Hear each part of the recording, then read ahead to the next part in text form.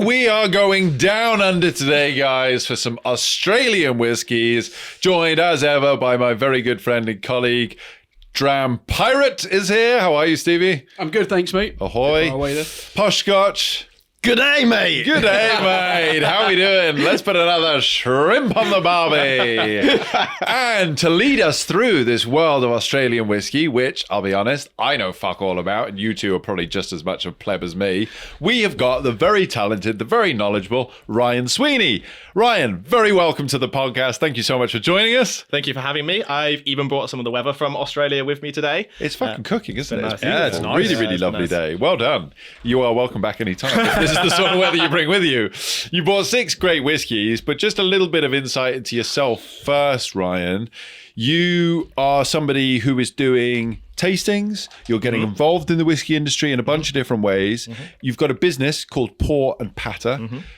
Tell us a little bit about you. Come on, bit of a minute here. Just plug yourself. Tell us what you're about, what you want to do, what you're trying to achieve. Yeah, perfect. So, I mean, post-lockdown, I've been drinking whiskey for 10 years. Okay. 11 years this year. And post-lockdown, I wanted to get much more into it. Began by hosting tastings and getting tastings that were a lot more inclusively aimed for people doing those across London. Really, really fucking hard, right? Because it's hard to get hold of whiskey and then to pour it and to make a buck. Yeah. About 18 months ago, a friend of mine, she came back from Canberra and she bought actually a bottle of the Morris Muscat, which I bought with you today. Okay. And she said, here's some Australian whiskey. And I was like, the fuck? Australia makes whiskey? I tried it. I fell in love. Okay. Fell in love with Australian whiskey, like just one bottle. Since then, I've just been scouring London for Australian whiskey. It's actually not that easy to find Australian whiskey. So a couple months ago, I flew down under. I spent 3 weeks there, and I brought back all of what you can see here. And since then, I've just fallen more and more into a rabbit hole of the Australian portfolio, which is a lot of fun. Phenomenal. So very, very different style. It's a very different climate. So obviously the maturation is different. First time in Australia? First time in Australia. Okay, cool. Not the last. Definitely not the last. Okay, I like that. You are very passionate. I like it. And you got 6 whiskies here.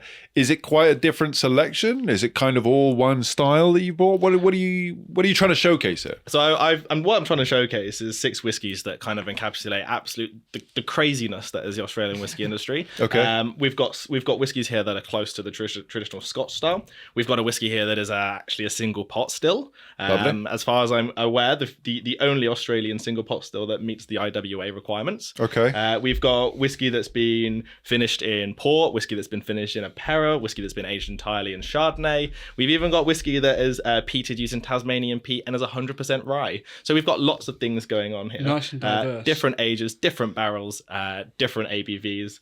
Lots. Yeah, it's gonna be a bit of a smorgasbord. The only theme is it's Australian.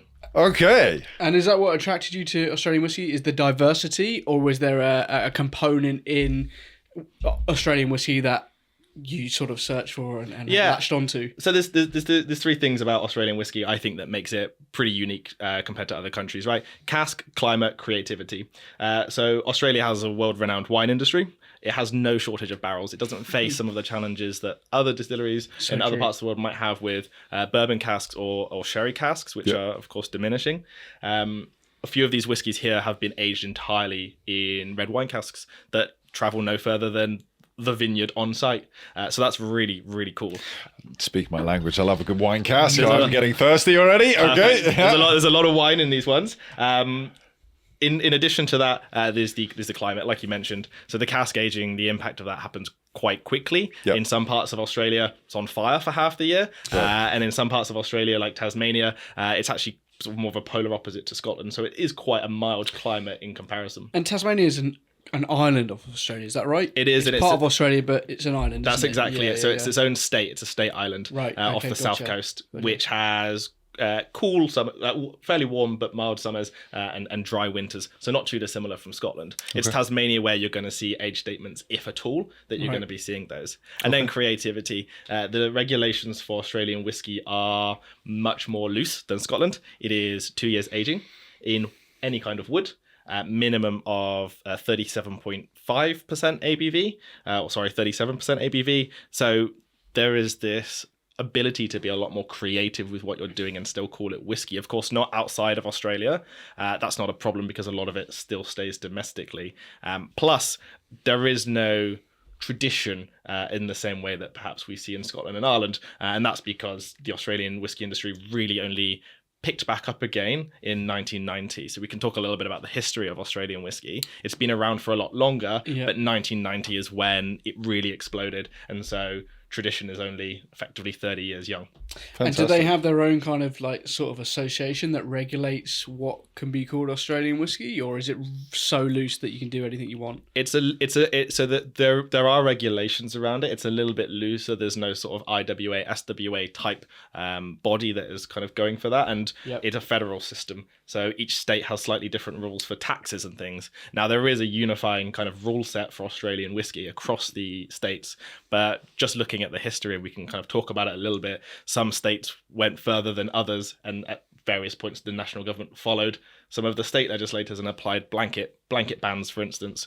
So that disjointed type of approach to legislation over a couple hundred years, right, really impacted the industry's ability to evolve, even on a state-by-state basis. Some states were just better equipped to make whiskey and sell whiskey than others. Right. Fantastic. Fascinating. I didn't know about the 37%. No. I knew the other rate. I didn't know. I thought it was 40%. Well, I guess you can't, I mean, it wouldn't be exported over here, right? Because then it wouldn't be That's whiskey exactly it. anymore. For sure. That's exactly it. So we have a whiskey up here that has 2-year-old whiskey in it. If you were to sell that over here, you could put a label on it that says single malt because there is 2-year-old liquid in there, right? Not the minimum 3. And the same for the ABV. So 40% is generally the rule. I mean, it certainly is here. Yeah. You can't label something as a single malt over here below 40%. Yeah. South Africa, I think the minimum for a whiskey is 43%. So it does vary around the world, but generally you have to meet the market requirements. It's quite interesting for Australia. That's largely a hangover from war rationing and the temperance movement. So that's how long whiskey has been in Australia. Right. Certainly since the kind of late 1800s, early 1900s, there has been whiskey distillation in Scotland, in Australia, sorry. But of course, we haven't seen that. That hasn't made its way over here, and it really kind of did get decimated. It probably would have been like kind of like Scotland was a few hundred years ago, illicit stills, all that sort of thing. Yeah. So nothing. Exactly. This 1900 was the year that the federal government banned still sizes of a certain size, which basically removed all copper pot stills. There were the entire industry went down to 3 distilleries, very similar to what happened in Scotland and Ireland. Right. One of those distilleries was Bundaberg Rum, so not even a whiskey distillery. It was only in 1990 that Bill Lark, who some of you will have heard of, I'm sure, was, I think the story goes, he was fishing on a lake in Tasmania, was looking around and thinking, this is very similar to Scotland. Why aren't we making whiskey? So he lobbied the Tasmanian state legislative at the time to overturn that. So Tasmania was the first state to overturn that. Awesome. Federal government in Australia followed very, very quickly. And since 1990, I think we've seen over 330 new distilleries crop up in Australia, around half of which are actively producing. That's crazy. I didn't know there was that many. It's a staggering number. So in Tasmania alone, I think there are more distilleries than there are on the island of Ireland, with of course a much, much smaller population in Tasmania. The joke on the island is that there's one still for every family. Right. On the island. Yeah. Very good. I want to visit now. Fucking hell, that's crazy. Well, you can visit through what we've got here, 2 of these, at least 3 of these drams. All right. You can visit through half of these drams, and I think that's quite representative of Australian whiskey. Is that of the 6 that I've bought, half of them are from Tasmania. Okay. Cool. Where are we going to start then? I think we should start with Starward because we've probably all heard of Starward, right? Absolutely, Yeah, I think so. It's probably the most famous Australian distillery, I think, in terms of kind of sales and certainly here in the UK, from the point of view of international distribution. They've got a good arm, as we kind of highlighted there at the beginning. I believe it's Distill Ventures, Diageo subsidiary, that has invested in them and obviously driving that forward. They've got a number of great tasting events, or they have had. In fairness, I haven't really paid attention to events down here in London, full stop, over the last year or 2, given that I've moved. But their marketing and content is very vibrant. Sorry to interrupt you there. No, but that's exactly what I was going to say, my guy. So take it away. Exactly that. No, they're on top of things. Yeah. It feels a bit younger. It's very you talk about, the rules and regulations and stuff. And I think that Scotland is sometimes a little bit behind, not only in that rules and regulation side of things, but also in the approach to the market. Some distilleries can be lacking a little bit of vibrancy and youthfulness. And I think that Starward is a distillery that is very good at that, certainly from what I have seen of them. So this is a small batch expression, as I'm seeing from the label. And you mentioned just before we started, distillery exclusive. Yes, so this is a distillery exclusive at 48%. What Starward do very, very well, excuse me, is they rely on red wine barrels from the local region. Is this red wine? Victoria. This is not red wine. I was going to say this is not red wine. So this is what they've decided to do slightly differently for this release, is to entirely age it in casks that previously held Australian Chardonnay. Fascinating. Okay, cool. Chardonnay. I do enjoy a exclusive matured or finished white wine cask, because you don't really see them too often, or I don't at least. So yeah, very, very cool. I get this kind of milk chocolatey thing on the nose, but on the palate, it's very oaky. Yeah. I think that oakiness comes through in a way that if you were to drink an oaked Chardonnay, you'll have these flavor notes of it's quite oaky. There is a bit of maltiness to it, there's a bit of citrus to it, and I think that comes through quite well here in a way that doesn't necessarily always kind of come through in a Chardonnay finished whiskey. And I think that's the interesting thing about this, is the temperature in that climate is going to be impacting on that Chardonnay barrel, such that you don't need to leave it in there for as long to be getting some of these huge flavors. Right. But it's not a finish. It is an entire maturation in Chardonnay. Now, there's no age statement. You'll see on none of these whiskies there's an age statement. That's one thing that I quite like about Australian whiskey. There is not that. Firstly, there is no need to really put an age statement on Australian whiskies, because if you were to go to 10, 12 years, you'd be left with Wood juice. Yeah, for sure. But also there is, beyond that, within both the kind of consumer mindset and also from the distiller's perspective, there is nothing associated with age statements other than it's a thing for Scotch, but it's not a thing for Australian whiskey. And I think that's quite interesting, that it's quite a flip in sort of how people approach the whiskies there. So you have to excuse me, because I nearly failed, I may as well have failed geography as a child, and so really terrible from that point of view.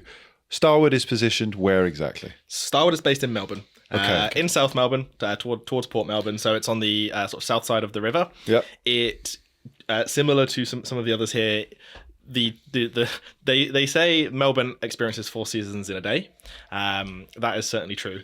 When I was there in February, highs of 36 degrees in the city. It is really quite central in the city, so it's a very hot city when it is hot, but it also pisses it down a lot. But it's kind of a bit muggy and close, right? Does it ever really cool down, or is it always quite warm? It will cool down, particularly in the winter. So my experience of Melbourne was that it's sort of similar to London in terms of consistency of weather, but when it's warm, it's actually hot. And when it's cold, it actually does get a bit chilly. Mm-hmm. So a bit more extreme than London, but certainly the kind of consistency. Mm-hmm. And that means that you get, over the course of a year, some significant heat fluctuations. Now, Starward's new distillery, huge warehouse, right? Distilling happens on site in the same structure as the aging. So very limited in terms of climate control. Okay. Now, there is, of course, air conditioning, but it's not as climate controlled as perhaps distillery warehouses that we might be used to in Scotland. And that is a big part of actually the Australian spirit. Starward is one, but a lot of distilleries love that there is this climate fluctuation that allows the barrels to have these huge impacts, because a lot of the barrels that are used are big, heavy red wine, a Perra, port, a Muscat, Chardonnay casks, that actually they want to have an intense amount of activity within the barrel. That's all part of the process, particularly if you want to be pushing stuff out 2 to 4 years old. You really want actually that climate to really have an impact on the cask. For sure.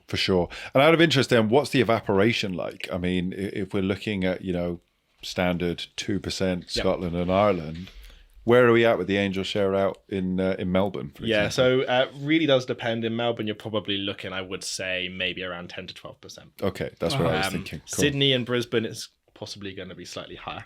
Tasmania, it's going to be slightly lower, but we're never going to be down as low as 2. No, And that's the wonderful thing. definitely not. But that's the wonderful thing I think about Australia is that its full breadth of climate. It covers within one country. It has an entire almost self-sustaining barrel supply chain, but it also can go toe to toe with in terms of evaporation with tropical climates like India, as well as sort of cooler climates. Maybe not Scotland, Ireland, but certainly cooler climates. And it still be Australian whiskey. You can have that full range across that climate. I mean, I know that Australia is big. It was when I flew from Brisbane to Sydney to Melbourne, and Melbourne down to Tas. I was like, actually, this is 4 1 hour short distance flights. Yeah, that is a long way around the kind of curvature of the earth. I've gone from tropical, like my friend's house has got Swiss cheese plants and geckos and huntsmans in his garden, down to Tasmania, where I'm like, this feels actually a little bit Scottish. It feels a little bit like home. Do you know what I mean? Yeah. Fair enough. Really interesting. And I think it's interesting that we talk about the climate and the maturation. One thing that, and you haven't said it, but sometimes I listen to people who talk about, you mentioned Indian whiskey. I'm sure that people have said about Australian whiskeys, talk about the aging process being sped up. Mm-hmm. And it's not really. What's happening is it's an intense maturation, right? The heat will make the liquid move around the cask, in and out of the porous wood much faster, and the whole process will be sped up. Now, does that compare to time in wood? I would argue no.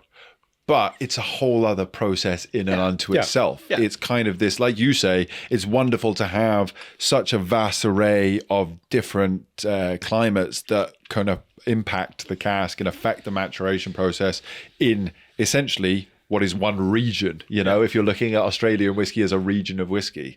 They're 2 completely different processes. You can't really compare them, can you? Yeah. No. You can't say it's that process sped up because it's not. Yes, it's exactly. Yeah. You know? Sometimes you want to use the oven to cook something for 2 hours, and sometimes you need the microwave for 30 seconds, right? For different things. For sure. So 2 interesting facts in particular about Australian casks is generally they're not filled to the brim as they are in Scotland. And this is because the expansion and contraction of the barrel can be so intense that actually can contract quite quickly, and that's a lot of pressure build up in that cask. I'm sure casks explode through the bung sometimes.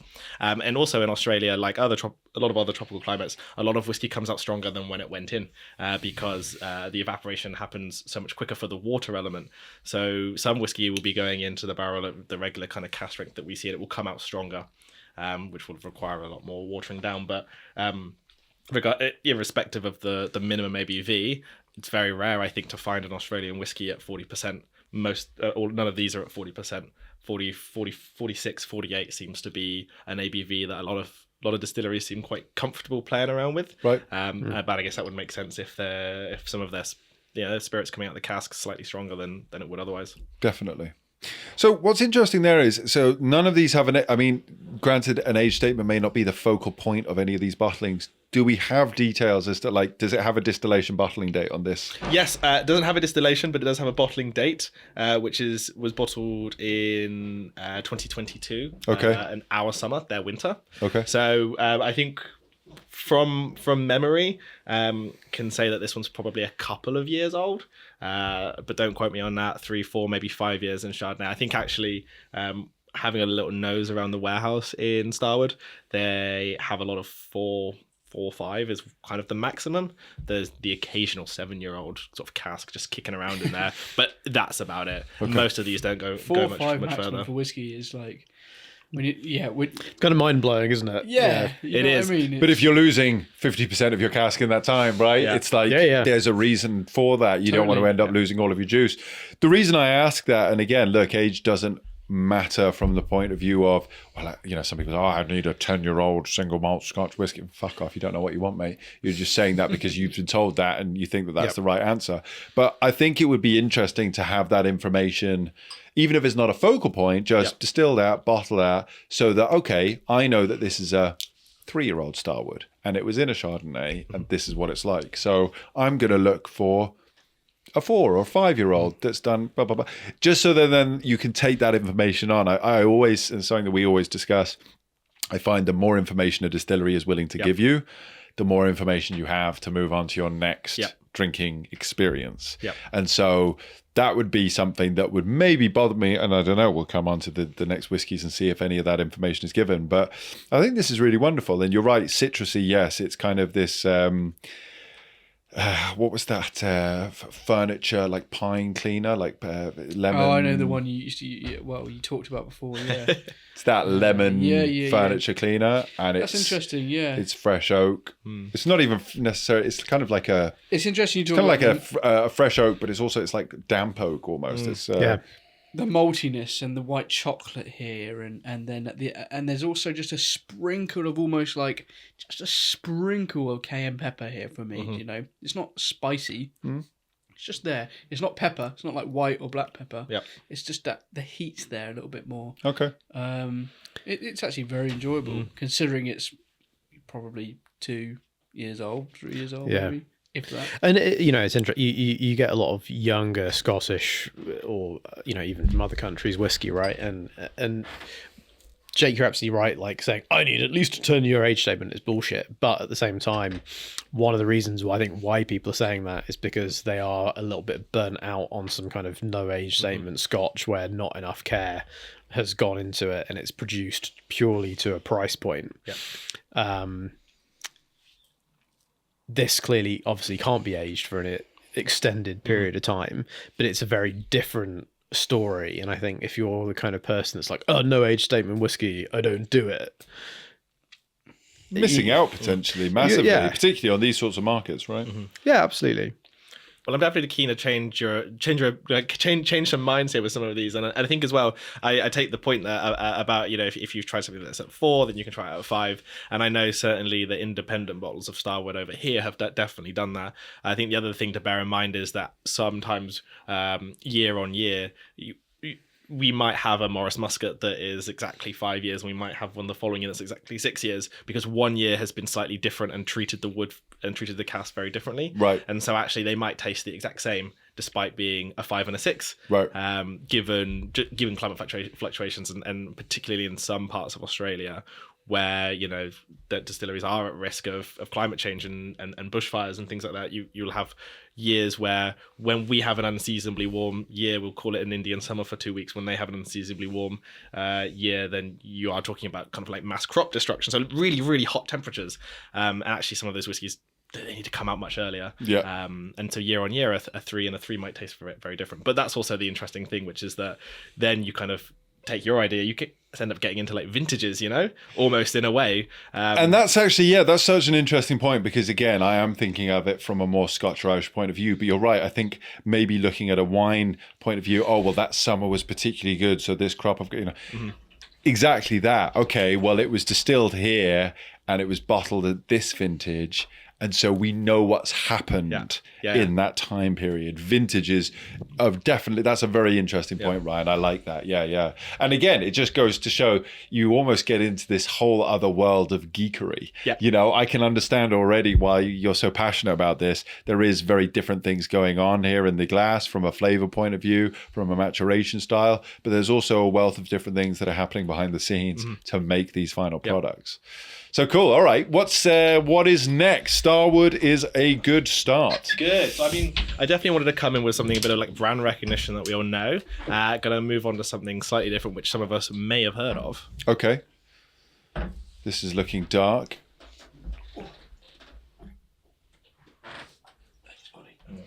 Are all of these natural colour, or is colourant something that's used a lot in Australia? I would hope to think that it's all natural, given the impact of the heat and the cask. Yeah, entirely all natural for what we've got here. Love it. Good. Colouring reminds me of being in Australia. Everything was very drawn back and organic and healthy. And absolutely. Fuck me. The time I spent in Australia, I came back like as fit as I've ever been. Literally. So the acai bowls and everything was so fresh, and like fish caught that fucking morning by the guy who was avocados the size of my head. Oh, honestly, it was ridiculous. I came back weighing 54 kilos because I started running and eating healthy, cut out sugar. I was running ridiculous. I was walking to school mad. walking to work every morning after having run on the I was it's a completely different lifestyle. Different lifestyle. It really is. All the weight that I lost over there went into my suitcase because I filled it with all least. I love it. All right, cool. So what have we got here then? This is Archie Rose. This is Archie Rose. So you might have heard of Archie Rose. Huge gin distiller. Right? Really, actually, there's a lot of their gin over here already. But they are making whiskey, and they've got loads of expressions that are over there. The reason I bought this one is because actually I think this is probably one of the mildest ones I tried, bottled at 46%. It is a vatting of a bunch of their whiskies, so there is some 2-year-old in here. There is absolutely some 2-year-old Australian whiskey kicking about in here. But the wonderful thing about this is that it goes through a finishing in red gum, which is endemic wood to Australia. Right. And so kind of trying to bring a cask finishing that you're just not going to see over here. Yeah. It's like nothing I've tasted before. It's very interesting, isn't it? Yeah. That It's almost leaning towards rum more than whiskey in a way, Yeah. you know? That's interesting you say that. It's giving hints of kind of coffee. It's tiramisu on the back end for me. It's kind of quite bitter.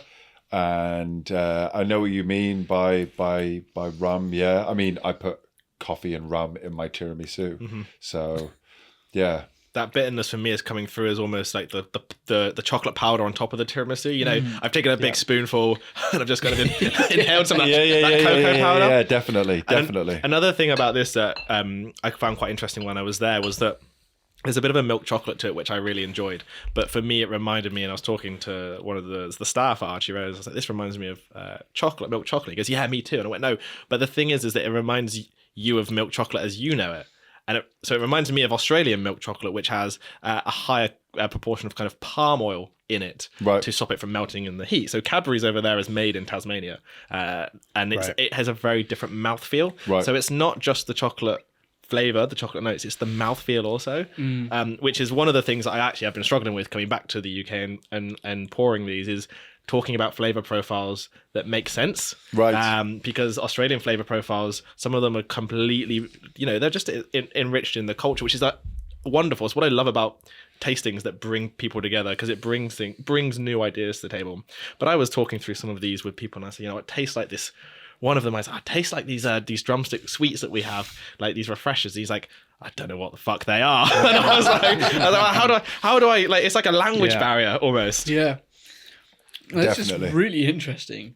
It's not unpleasant at all. It's sweet lady fingers. Sorry? I know, I get myself in trouble now, but it's lady fingers, tiramisu, the biscuits that you put on the bottom. Yeah. It's those sweet. It's almost got this kind of like wood shavings to it as well.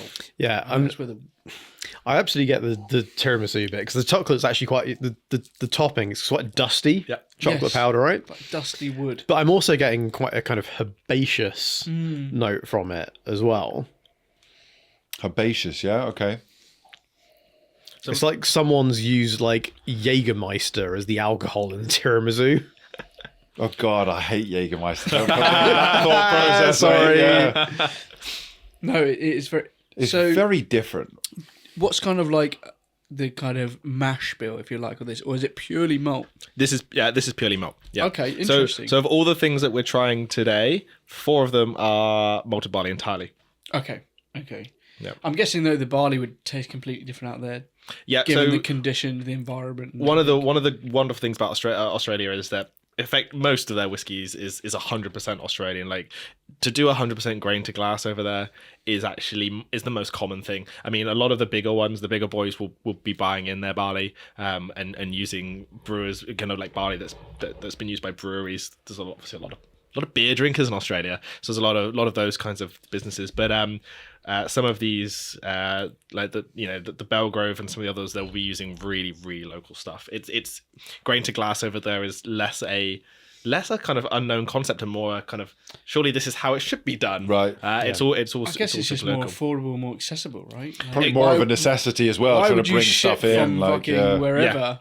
It's going to cost you more than entirely. And this is the thing about Australian climate is that within one country you have this full range of climate differences where you can grow all of that stuff. I mean, it's tropical enough to grow limes in the north, and it's like cool enough to be growing like grape barley and have peat bogs in the south.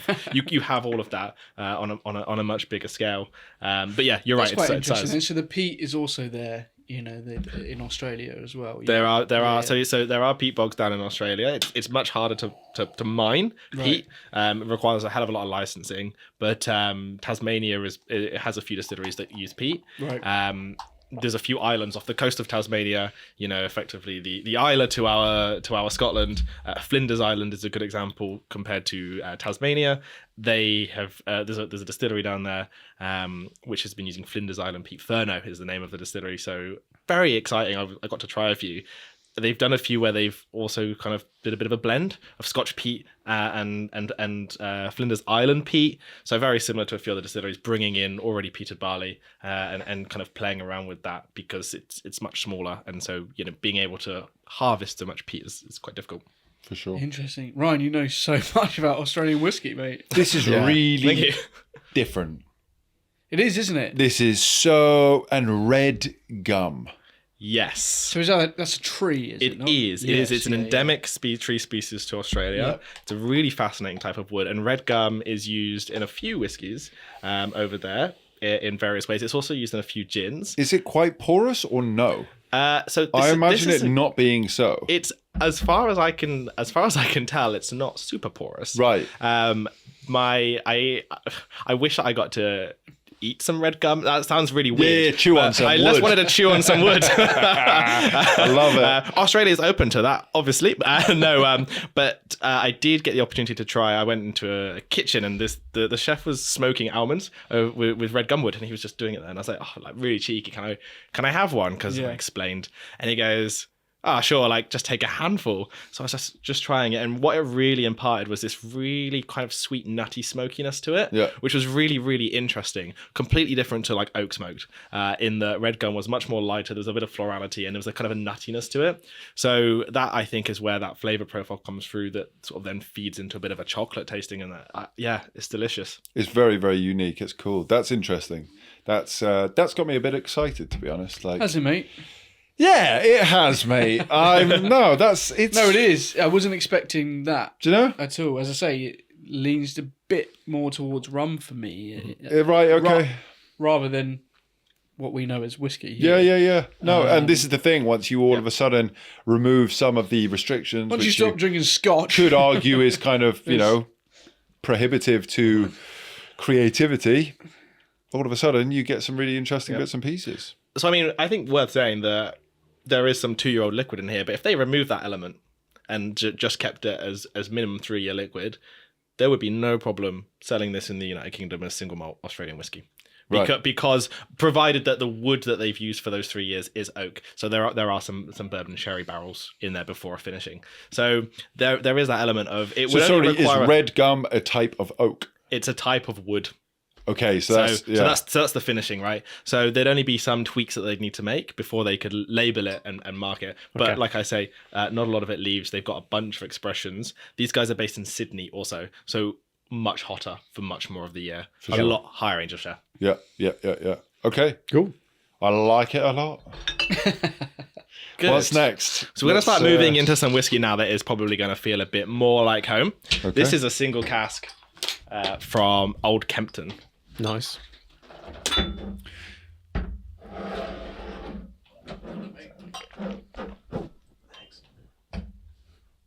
Has a very traditional feel on the label. And now I believe I've heard of Starward. Can't say I've heard of Archie Rose, but I've heard of Old Kempton, or am I imagining that?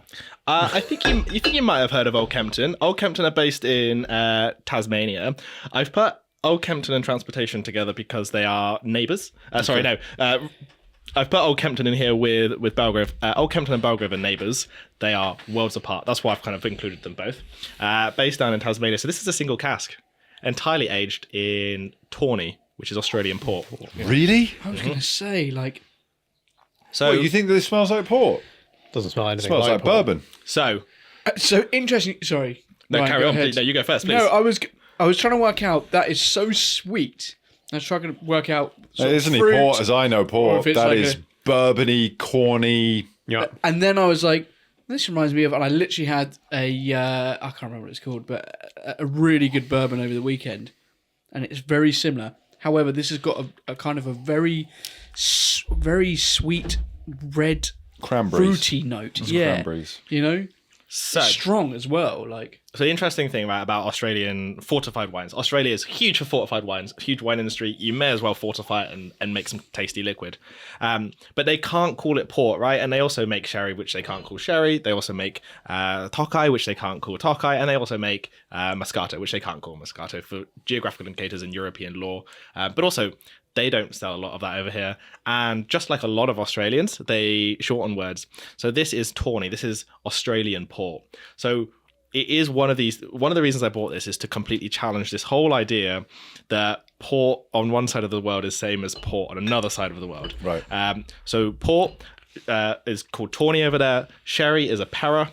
Moscato is Muscat. And Tokai is Topake or Tokay. In Australia, very similar processes, very same grapes, and a lot. To be honest, a lot of people moved to Australia with that knowledge and with those grapes during the gold rush era, and planted a lot of those grapes. They're European heritage. So it's the grapes. same fucking thing, isn't it, Mice? It is. It is basically the same, especially if it's never leaving, and so that's why it does not smell or taste like anything that you would have expected from a entirely port aged whiskey.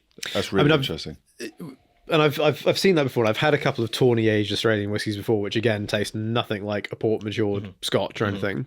But I've never had Australian Tawny to compare it against. You just don't. That seems even rarer than an Australian whiskey aged in Tawny, right? Yeah. So I mean, I can't speak for the Tawny that old Kempton used, but I know that Morris they have their own Tawny as well as a Para Muscat and Topake, and they can age theirs anywhere between 10 and 20 years. This fortified wine in those vessels, in those barrels before putting whiskey in it. this is Tasmanian whiskey. This right? is. And what's the percentage? Sorry, you may have said. I double check. 46. 6, yeah. 46. Okay. It's got these wonderful tannins, but they're really kind of soft and silky. It's like it's really interesting, but it's not. Yeah, it's very different. Really interesting. It is. It's that bourbony, maybe corny is wrong, but it's very, very sweet. Then it goes into kind of like a dry cranberry, and then like a silky, almost sugary, but like very silky sugar. Back end. It's actually very nice, and I've got a sweet tooth, so I really like that. That is, and I bet it makes a great cocktail as well. You know. So this one, I mean, this one retails, I think, around $160. Okay. Which is £80. So it's something we haven't spoken about as price points. I was literally, as you said, cocktails. I was like, that's all very well and fucking good, mate. But if it's 300 quid, you can fuck off. Am I putting it into an old fashioned? Yeah. But okay. So about £80. So that is, you're in the region of, are these all 70 CL? So £80 for 500 ml. Okay, I was going to say, you maybe are tricking me with that little bottle there. Okay. That's a small one. Okay, So, that's punchy. That is a little bit punchy. few things that come into play in Australia. Firstly, a lot of these distilleries are still very small, or have one still. So Sullivan's Cove, you've all heard of Sullivan's Cove. Yes. As one cleaned up this year. Well, Icons of Whiskey, one still. Double distills, so they use the same still to run through a batch, and that's probably the case for a lot of distillers. It takes time, so a lot of Australian whiskey, especially single malt, is still small, still what we would call craft or boutique. Definitely. So then they lose half of it in the fucking maturation. Also that Definitely. Plus, Australian taxes are high. Taxes for alcohol are super fucking high, and there are a few rules that basically make it slightly cheaper to bottle at 500 ml than at 700 ml. So Starward and Morris, they bottle at 700 ml, but they're going for a global market. Same for some of these, to be fair, but the old Kempton and the Belgrove are 500 ml, and that just kind of makes it slightly cheaper domestically. So this is something I'm interested in, because I do find that sometimes you see Australian whiskey over here on this side of the pond and pricing is crazy. Now, do you have to pay Australian taxes regardless if you export it? Probably depends if you declare it right. No, but this is it. If you ship it under bond, in theory, like Import, we're exactly. able, so you are able to ship out under bond and just pay. Okay. Yeah. So that's what bothers me then a little bit. Obviously, as you've highlighted, some of these won't be available to us here in the UK. They're distillery exclusives, they're small batch, whatever it may be. That's fine. And, obviously, as you've highlighted, you've got to pay what you've got to pay because they're doing a lot of work and they're putting a lot of time and effort in, and they're maybe running on smaller sort of production lines. But sometimes I feel like stuff comes over here and it's almost as if they've been double taxed. I feel like, and I, say quite open, like some of the Starward stuff I've seen, some of it I've tried and it's like, okay, that's quite accessible. And some of it I've tried and I'm like, hold on a fucking minute. Why is that so much more expensive? Do you know? So there is definitely a lot of distillers, particularly in Australia, right? From Tasmania to Melbourne, the nearest city on the mainland to ship whiskey by boat is probably the same time it would take for the Scotch distillery to get down to London or to Dover. Right. To then go up to maybe Sydney is there and back again. Here to Scotland and back again. Right. So a lot of distillers, then you try and say to them, actually, you then got to send it 10,000 miles. It's really hard to picture what this market here looks like. So a lot of these, particularly, so Starward and Morris are bottles of whiskey that you can purchase here for the same price, if not slightly cheaper than in Australia. And I think that is one part of that disconnect, right? Which is distillers will be looking in Australia and think, well, this is an $80 bottle in Australia, or let's say $150 bottle in Australia. So this is worth £75 or however many USD. And doing that kind of math. So it's not necessarily always just the transport costs. And I think it's a case of trying to break that down. But it is quite interesting that Starward is widely known as one of the most affordable Australian whiskies in Australia. That is absolutely true, and their twofold is incredible for cocktails and works economically. As a bar, you can get it in, you can make great cocktails with it, and it works. You can sell cocktails at a reasonable price. But working with some of these, they think, well, actually, this is how much it costs here. Even with transport costs, and then you take into account the currency exchange and distributor fees. And exactly. It kind of comes out pretty much similar over here. Okay. But you're right. You can do it under bond, and then that's where the next challenge comes in, which is that it's a really long way away, and a lot of these distilleries would love to be selling stuff here. They can't afford a full-time brand ambassador. They can't afford to fill a shipping container. They can't afford someone to deal with customs at the border. It's tough, and even if they could, it's just challenging. Yep. So I think what really does need to happen for the industry is for enough of them to kind of band together and share space on a shipping container, because there are boats that go here and there all the time. It's just a case of getting your product in and also getting someone to be able to tell the story, which all of these brands, they're so fucking good at. Honestly, these distillery tours are incredible, and the people there are so knowledgeable. And the likes of Tasmania, I mean, we'll get onto transportation. Like, they share stills, they share knowledge, they share everything. It's just a case of it's just a really long fucking way away. For sure. And it probably doesn't Enter make it pour worth it and as well. patter, I think. I think, fucking hell, Ryan, if you're not the man for the job, I don't know who the fuck is. You're getting me excited about a region that, to be honest, hasn't really drawn me in. And like I say, we've got a lot of people at home. Jimmy Jazz, I know you're probably listening all the way back in Australia.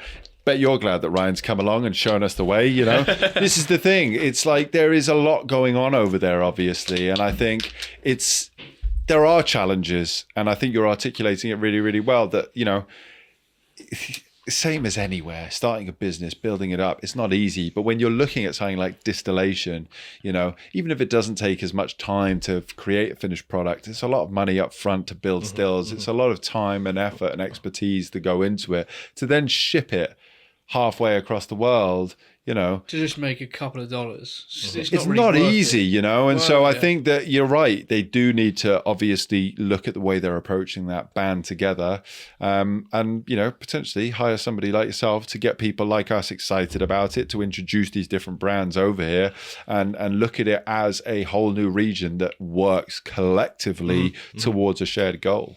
This is an interesting one. I don't know if I'm as excited about this one as I am about the previous, but it's different. They're all fucking different. They're all very different. They're all I'm very quite excited different so about far. this next one. Tossers. Yeah, The tossers. So it's a nice little segue. Is that why it's called tossers? So Very good. we're talking about transportation. So this is actually the transportation whiskey, and this is Johnny. I met Johnny.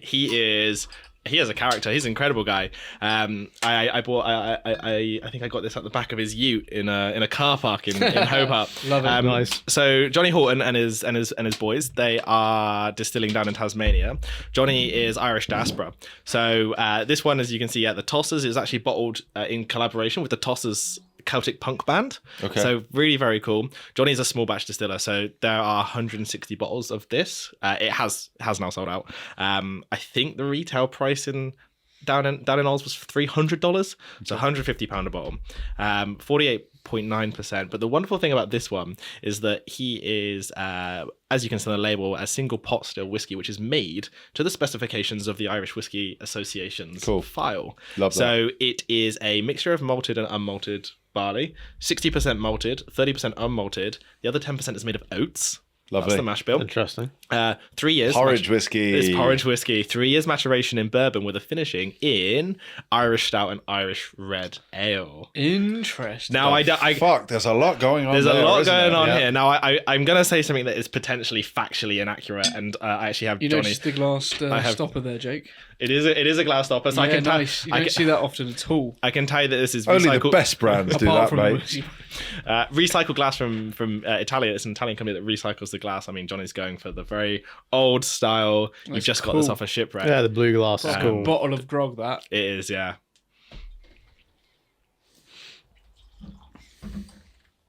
Thank you. And Jake, quiz for you whilst that's being poured out.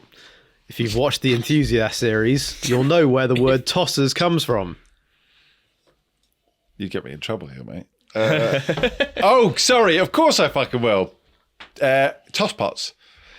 So you'd get a wee ceramic. Oh, hey! Hasn't happened for a while. It needed to happen at some point soon, and there it is. It's Wasn't another the new dram, breakage. was it? Talking about tossers, there we go. So it's toss pots. So you'd get a wee ceramic jug Vessel. with drinking vessel, correct, with some tosser's face on it, and you would consume the liquid within, and then you would toss it, and it would normally be people who were part of the government, right? Yep. Which I love the idea of. I mean, why don't we do that nowadays, right? Bring it back. Bring it the fuck back. Let's get Donald Trump and Boris Johnson and a bunch of fucking absolute dickheads on beer glasses that we throw into the street at the end of the night. I love it. When we were at Berries, the Duke of York was a popular option. They had a few different variants of, but I'm not sure you want to be drinking out of Prince Andrew's face, do you? No, definitely not. I wouldn't mind feel like there's smashing it an all age limit over on the that floor, but yeah, definitely not drinking out of his face. Especially a young man at your age, Jake. Have you been to Pizza Express recently? Fuck off. Jesus. You get me sweating, mate. Right, okay, so transportation, tossers, this meets the requirements of the Irish Whiskey Association. That's fascinating. So this can be sold as whiskey in Ireland. No. So the IWA wasn't the biggest fans, but what I can say is that Johnny was over at Cork Festival recently, and kind of like welcomed like the prodigal son. Now my family, my dad's side are from Cork. They never cared much for rules and regulations anyway, historically. But the whiskey's phenomenal. I mean, yeah, I would absolutely say 100% yes. It is a single pot still whiskey, not an Irish whiskey, of course. That's not on the label though. But it is made to the specifications. You've got that malted and unmalted mash bill. You've got the 3 years maturation in wood. Now he's actually gone for bourbon plus the Irish stout and the Irish red ale. I'm going to say something that is possibly incorrect. Go on, yes. But Johnny has me on WhatsApp, so if he ends up watching this, which I'm sure he will, he'll end up messaging me and telling me I got it fucking wrong. But I'm going to assume that the Irish red ale and the Irish stout is Kilkenny casks, the Kilkenny ale, which is really popular over there. Right. Went into a few Irish pubs in Hobart. They had it all on tap. I don't really remember leaving those Irish pubs down in Hobart. I had a great fucking time. You did it right by the sounds of it. Good man yourself, Ryan. Yeah, the stout casks come through there. That's really interesting. Yep. Mm-hmm. It is kind of a little bit porridgey, but it's also got that it's a little bit bitter, like espresso-y. There's actually a good amount cacao nibs. Right. Yeah. Okay. Yeah. There's quite a lot going on. Focus on that mouthfeel as well, right? Those oats are giving a lot more volume, like a lot more body to kind of what you're putting in your mouth. And then I think also this is triple distilled, so unlike the others which are all double distilled, you then have a bit of a cleaner spirit going through, which absolutely influenced by those stout and red ale casks. Yeah, you can definitely. I think I probably actually get the ale more than the stout. There's kind of slight. I think some of the bitterness is almost like a hoppy kind of bitterness to it. Okay, yeah, maybe. I mean, how does this rank up to kind of single pot stills that you've tried? Maybe the Redbreast range. Yeah, Which is fucking delicious. It's a tough market to beat. Yeah. And I think that this is good. You said £150. I think I could do some real damage over in Ireland with 150. Oh, you could. No, maybe not. Maybe not for much longer. That cask strength Redbreast is going up and up. Yeah, look, for sure, absolutely. The prices over there aren't cheap either, but it's different. It's interesting. Mm-hmm. It's definitely got my attention, and it's fucking very well produced. Yeah. I just think that the only thing I would argue with it is the price point. Sure. Because I'm thinking of what else can I pick up. I mean, how much was that? I think around $4.50. Fuck off! I didn't pay that much for it, mate. You've had your trousers pulled down. No. I mean, I didn't pay that much for it the wasn't far size. away from that, mate. Maybe $3.90. I remember And paying you bought in 3. the twos. I think when it first, I think it's gone up a lot since. I know it's gone up a lot now, but if you're not complete pleb, what up, mate? I think I paid in the twos for this. I think I paid about You reckon? $2.70. Yeah, maybe $2.80. with a friendly discount somewhere, but Little tickle. I don't know. Maybe. But yeah, do I like this enough? Like this was fucking... I There think are other things. I'm just sorry. This is right next to me, so this is what I'm thinking of now. They're very different. I think it's- but- it's unfair, I think. it's Wrong, but that says it all, man. Do you know what I mean? I don't know.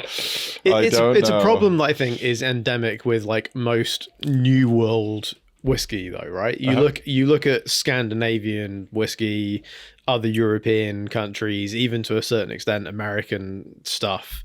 It's at a different price point, and obviously not necessarily because of the age. And I think if that's what you like, you kind of have to. But it's not the age, it's the flavour. There's a lot going on here, and it's good and it's interesting. And again, look, I picked out a 27-year-old Redbreast. Maybe that's unfair to do. I don't want to give away anything in terms of my kind of like opinion at the end of the podcast, but it's a tough sell. It is a tough sell, correct. And this is the thing, as we sort of, we've already highlighted, I think it's not easy to do what Australian distillers are doing, particularly when you're then trying to ship it the other side of the globe. Yeah, 100%. And fucking create a whole new market, for sure. I don't know, I'm looking at it from a pure flavour point of view. Yeah. Flavour versus value for money. How much is the 27-year-old Redbreast in Australia? Like, look at it from that perspective. So I haven't a fucking clue, mate. and I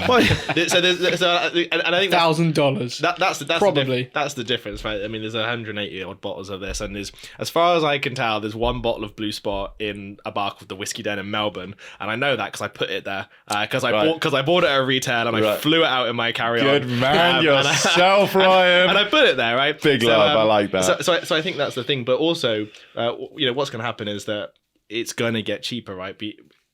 In an ideal world where more people try it and more people are like, oh shit, this is good, and more investment comes in and another still is built, and suddenly we're not like tripled. I mean, Johnny's challenge is that he's triple distilling on a single still. So already, what an effort. Already the process, it takes just that little bit longer than everybody else. But demand drives investment, and then the end goal is that it does become more affordable because it's delicious liquid. Is it 150 British pounds delicious liquid?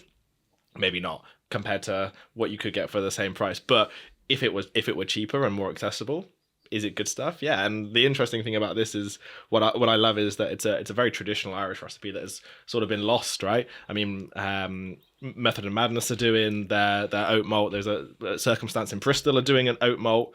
Oats were always used in pot still Irish whiskey way before the decimation of the Irish industry. Mm-hmm. And this guy is just doing it because he can, and his mate grows oats. And that's just a wonderful thing, right? All of this stuff is just super local. No, I like that. Absolutely. It's fucking good. Can't argue that. Cannot argue that at all. Go on then, Ryan. What's next on this wonderful Aussie lineup? So before we head to something that is very peated and will blow out everyone's palate. Oh, good. This is the last thing. There's the last thing that is unpeated.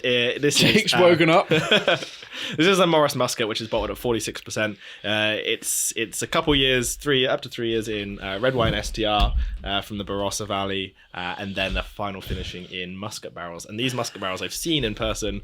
They are huge. Some of them are over 100 years old. Oak barrels that have been holding muscat for a lot of that time. Muscat is a Moscatel, Australian style Moscatel. For a couple of years, and then that finishing adds to this incredible color. This is the one that made me fall in love, not just with Morris, but with Australian whiskey. This is the thing that kickstarted everything. So if you hate it, high praise, fuck off. right? Walk carefully, or at least just lie to me, all right? Just lie Okay, to me. all right. We'll be nice on this one. We'll be nice on this one. No, I think that's really wonderful, Ryan. And as I've already said, and I think we can all agree here, Jesus Christ, you can tell a story and you really know your stuff. And it's wonderful to hear someone talk so passionately about whiskey. And obviously Australian whiskey has grabbed you. You know, we were talking in a previous episode, and we always talk about, you know, the whiskey that made us go, oh my God, whiskey is so much more than just liquid in a bottle. This is... Oh, Jesus wept, you know. For Ian and I, it was Glendronach. For Stevie, it was a Port Charlotte, you know. And obviously, this is the one that's really made you go, wow, Australian whiskey's where to go. Now, you said to me, or you said to all of us, I'm not sure if we were on camera, at the beginning, you didn't start with Australian whiskey. In fact, you kind of went, fuck, they make Australian whiskey? I didn't know they made whiskey in Australia. Was there a big passion for whiskey before Australian whiskey where you were in love with a Bushmills or a Glenfiddich or whatever the fuck it was? Or was it just like, whiskey's really great, and then you found this and you went, oh my God, whiskey's fucking brilliant, lads. Yeah. Where were you at? What's happened? So it's come up 11 years this year. I was... Sorry, you look far too young to be 11 years. I mean, you're talking pushing on this old fuck's age. I mean, Jesus Christ. Ian remembers when they had bananas after the war, didn't he? What was the war like, mate? You'll find out when this Belgrove gets inserted up your asshole sideways. Wow. That sounds a little bit too sexual for me, mate. Smashed over my head, I would have taken. Up my arse is a bit fucking much. Sideways. Let me at least pour it before you do that, all right? Thank you, yes. Thank you. Well, has it been peated with the shit or actual peat? Jesus. Yeah, I know the one you're talking about, the Belgrove Holy Shit. That's got no shit in it. That's got no sheep shit excellent. in it. But we can talk about the sheep shit whiskey, because I didn't bring it with me, but I do have a sample. We can talk about that one because it's fucking mad. Well, at least you'll excuse Ian there. But go on, Ryan, back to your story and excuse our elderly fellow here.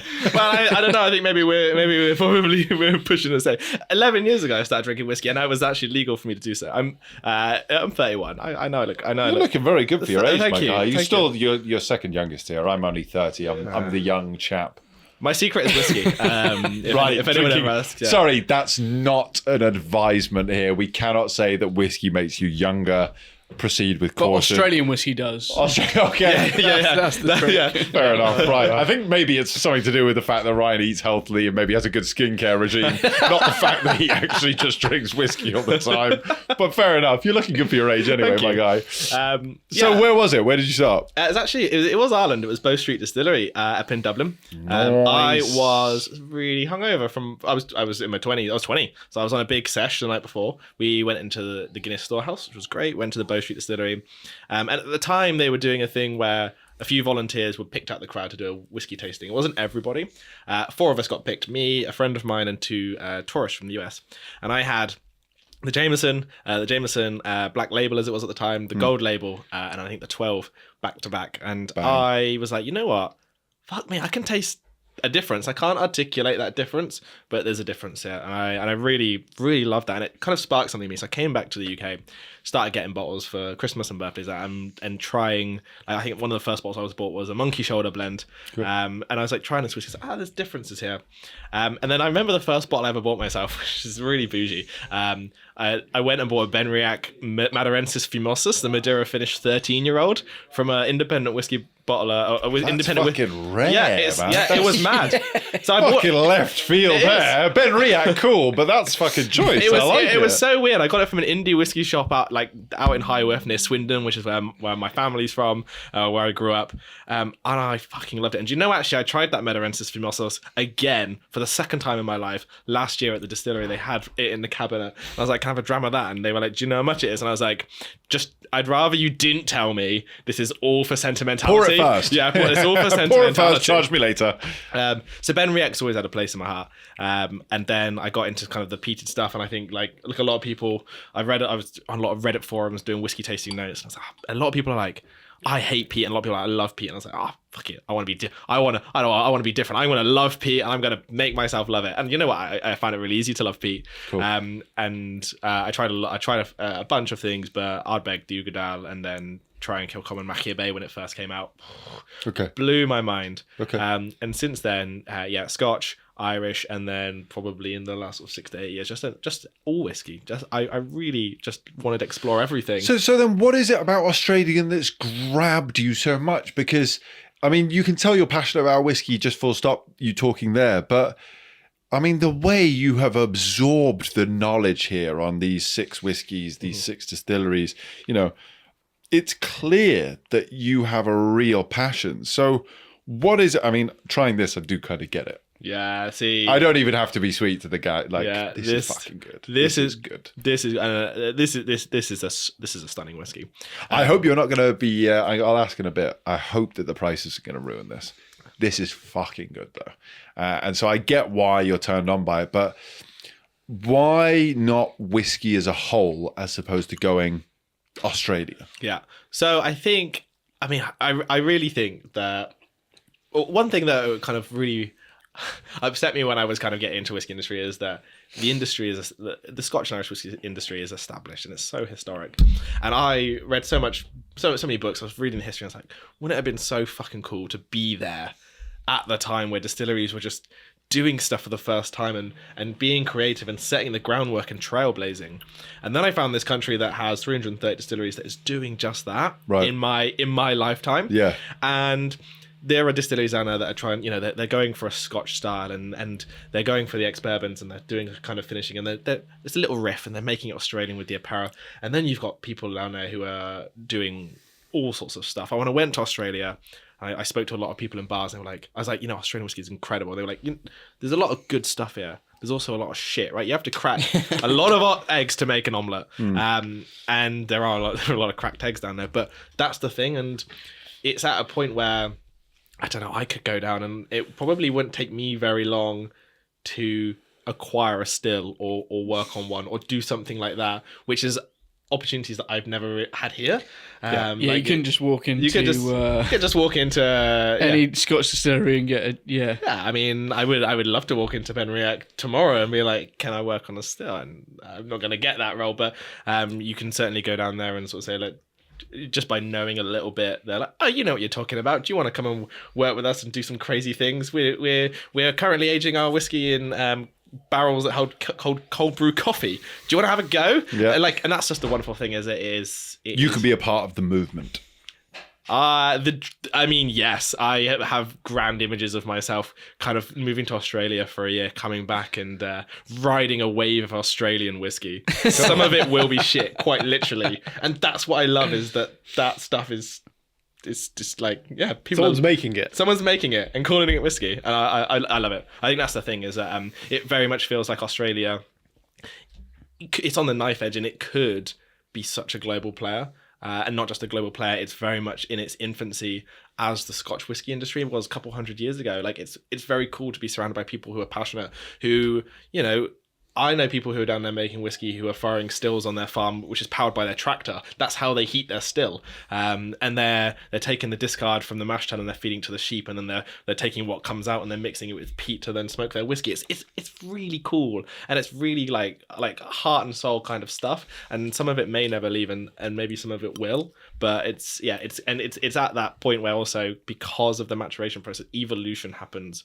a lot quicker. Did you ever see that film Evolution? Yeah, I remember. Yeah, that. where it gets faster and faster, like into the point where they kind of overtake. There's a moment that Australia, I think, could capture if the liquid can leave the shores. Interesting. And I, as well as Jake, not together, but I lived in Australia for a couple of years, but I wasn't into whiskey at that point. And I remember seeing Starward in all the bars at the time. Currently, is Australia drinking a lot of whiskey? I mean, I know they got a distillery. It's a stupid question, but that doesn't necessarily mean. Is there a big movement of whiskey? People ordering whiskey in bars. You know, how is it being consumed there? Yeah, huge movement. Now, it differs from state to state, and that's because of licensing and legislation around when and where you can drink. So some states are better than others, just in terms of creating a space that these bars can thrive. The world's best whiskey bar manager of 2023 was Lachlan Watt. He's an incredible guy, and he's the general manager for Whisky and Ailment, which is down in Melbourne. Melbourne is a huge hub for not just for whiskey bars and cocktail bars, but also for distillers based around Victoria. So it's a great place. It's also great for wine, so it creates this nice little state. But I think where the break in tradition has come from is that there's also a huge amount of Scotch there, huge amount of Irish, huge amount of English whiskey, loads of independent bottlers, in particular German and French indie bottlers that will be selling to Australia also. It's very easy to get really cool Scotch and Irish there. Scotch and Irish that I cannot find here for love nor money, and even if I could, I'd be paying through the nose. It's actually quite accessible there. So there is kind of the old guard of Scotch drinkers. But because this is this new community, this new like kind of distillers community that's coming, the palate is so much younger. And so there is no kind of, I don't even want to use the word snobbery. It's almost a naivety around age statements being a thing. So some distillers will put their bottling and distilling and bottling dates on, but it's just not really registering with consumers. And they're kind of, a lot of consumers are young, particularly around places like Melbourne, which is really quite inclusive. The amount of female staff and female whiskey drinkers and female brand ambassadors, both sides of the table is it's honestly 50-50, if not more female influenced. There are spaces for the LGBTQIA plus community to be there. There's a huge proportion of people who have moved and migrated from nearby countries, including East Asia, who are coming in. There's obviously that kind of palette in Japan, South Korea, China for whiskey, and Australia is feeding that. And kind of it's not for Australia, it's not new, it just is, right? Because the Australian industry is new, and that's really quite exciting also. That's nice to hear. I like that. It's nice to hear that everyone is I always feel like everyone is welcome, but then again, I'm a middle-aged straight white guy, so I was probably. But what's interesting about that is the movement of what craft beer is in Australia, and people kind of latched onto that. So I'm not surprised that kind of whiskey is now kind of coming forward with that, And I think what's interesting about what you said there, Ryan, is like you say, it's in its infancy, so it's not like it is happening. It is what is, and that's what's wonderful about it. I think that's kind of the way it should be. But I suppose over here, what we're seeing is kind of that passing, as kind of you've alluded to, of the old guard to the new guard. So maybe there is that space where some people don't feel welcome, or some people feel like, oh, what if I say the wrong thing? Whereas you look at other markets and there's just not that concern. Sorry, just going back to this whiskey here. Really interesting. I'm loving listening to you, but I'm enjoying this. Did you say this is Muscat? Yes. This is it's grape juice. It's noble rot. It's thick. It is thick. The Muscat that comes out, the Muscat, and I do have a wee bottle of the Muscat which I brought back with me. The fortified wine, 15 to 20 year Muscat. They call it the sticky drink. I had it in a little Glen can. I couldn't literally get all of the dregs out. I believe it was so thick, and it's black. You cannot see through it. And so then we load the whiskey into those barrels for 2 years, and honestly, it just creates for the Muscat. It's probably one of the sweeter, darker type of fortified you might have ever tried. It's really wonderful. It's incredible. So sorry, how old is this? Do we know how long is the maturation in the Muscat? So this is going to be up to around 5 years. So it will be about 3 years in red wine STR. Okay. And then about 2 years in Muscat. And those Muscat, but that is quite a long period. So it is. It particularly down where we're based. And watered down to 46. Okay. particularly where we're based. We're on the border of New South Wales and Victoria. So about it is 3.5 hours north of Melbourne drive. It's a vineyard. Morris have been around for over 150 years making wine and making award-winning fortified wines. The Muscat in particular is a stunning fortified. In 2016, started making whiskey. So relatively young, not in terms of the Australian industry, but of course more generally. Using actually an old combination still, which is pot still on the bottom, column on the top, which was previously brought in from Adelaide to make grappa. You'll find this with a lot of Australian distillers, is that they'll use whatever's around. Repurposing stuff. Particularly because we're so far away from the nearest city. So we use this grappa still. The original still was fired by a recommissioned steam engine because it was the only way to get stuff from Port Melbourne up to us, and then the steam engine ran out. So actually, if you go and visit the vineyard and the distillery, which I would absolutely recommend, particularly we've just had a huge refurbishment of the grounds. The old shell of the steam engine is still there, which used to fire the still. But now we have Darren, who's actually from York, or from Yorkshire. He's such an interesting guy. He's distilled on every continent other than Antarctica, which is such a great claim. That's a phenomenal. Such a great claim. He needs to complete it. Yeah, well, he has got. What's he doing? Get over to Antarctica. I think he has got plans to take a travel still down for a little man himself. I like that. Good. And what he is incredible at is knowing when to pull the whiskey out the barrel, particularly down there. Like when I was down there, I left in the morning and it was about 18 degrees. It was autumn. By the time it was the afternoon, it was 38 degrees. Wow. And so what he is incredible at is knowing when to pull whiskey out the barrel. Yeah. And I basically asked him, I was like, look, when I go back to the UK, I need to tell people how you do it. How are you doing it? Well, that's just me, and I just taste it until it's ready. I was like, that's perfect. Like that's how you know that every single bottle, even of something as large as Morris, is actually got a lot of, like, there's a very small team behind it creating this stuff. For sure. That's the way to do it. Fascinating. Right. I've been looking forward to this since you said peated. Good. So Belgrove is very. Taste buds I've being been lucky tantalised, to have one Belgrove before. I've had the Morris before. I actually had a bottle. I have recently finished the bottle of the Morris, which is great. Belgrove is very cool though. A lot of wax there. It has been. When you talk about reusing stuff, Belgrove is basically like proper bloke in a shed, right? Yeah, there's two of them. And they are Oh wow. incredible. This one's at 50%. So what I love about Belgrove is it is madcap. It is madcap stuff. Before we get onto the really super wonderful, super weird stuff, this is 100% rye, Tasmanian rye. Yeah. Peated with Tasmanian peat. I bought at 50%. What's going on with the peat? It's the rye you get straight away, and I remember you saying that earlier, but the peat smells different. Yeah, so this is the one thing that I find fascinating about peat generally. I spent a lot of time looking into Highland peat and Speyside peat versus Isla peat, right? And one thing that you're going to be getting is the breakdown of vegetation and detritus over however many thousands of years. So what you're going to be getting in Tasmanian peat is the breakdown of vegetation that is endemic to Tasmania, and a lot less touched because people haven't been living there for quite as long as perhaps Scotland has been. One of the